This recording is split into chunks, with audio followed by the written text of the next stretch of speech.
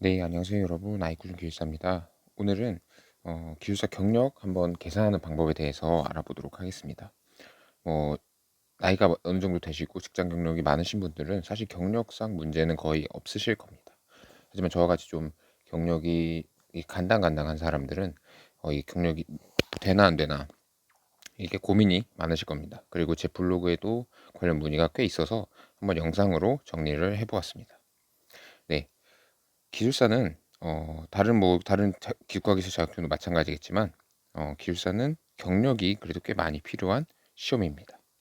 그래서 기사를 따고는 4년, 산업기사를 따고는 5년, 기능사를 따고는 7년, 뭐 관련 학과를 졸업했다면 6년, 그리고 관련 학과도 없고 기사도 자격증도 없다면 실무 경력 9년이 되면 기술사 응시 자격이 주어집니다.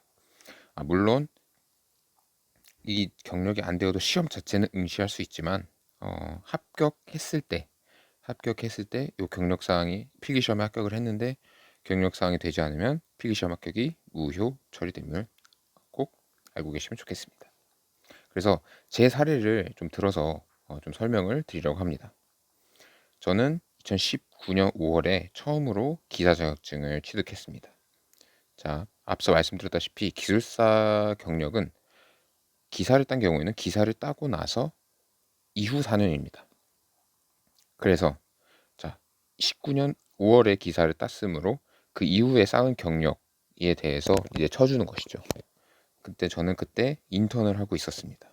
그래서 5월 22일부터 이상 그 이후부터의 경력은 이제 기술사 응시할 수 있는 경력에 포함이 되는 것이죠.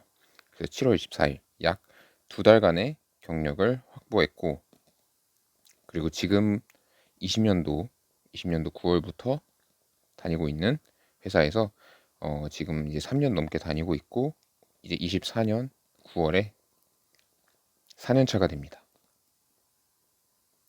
근데 자, 여기서 중요한 것은 2024년도 시험에서 134회를 보시면 필기 시험 날짜는 7월 27일, 그리고 응시 자격 기준일이 7월 27일입니다. 만약 제가 인턴 경력이 없다면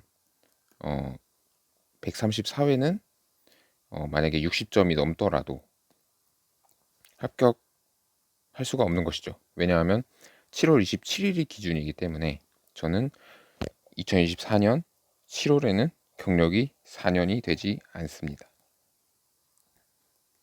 대신 인턴을 했기 때문에 이 2달이 7월 27일에, 그러니까 정확히 말하면 이제 9월 중순쯤에 제가 입사를 했는데, 이때부터 2달을 더 포함 2달을 빼므로 4년이 되는 이제 경력상으로, 기사 이후 쌓은 경력상으로는 이제 7월 중순쯤에 4년이 딱 되는 것이죠. 그래서 7월 27일보다 제가 경력 4년이 된 날짜가 빠르기 때문에 저는 만약에 134회 때 60점이 넘으면 저는 필기 합격할 수 있는 자격이 주어지게 됩니다.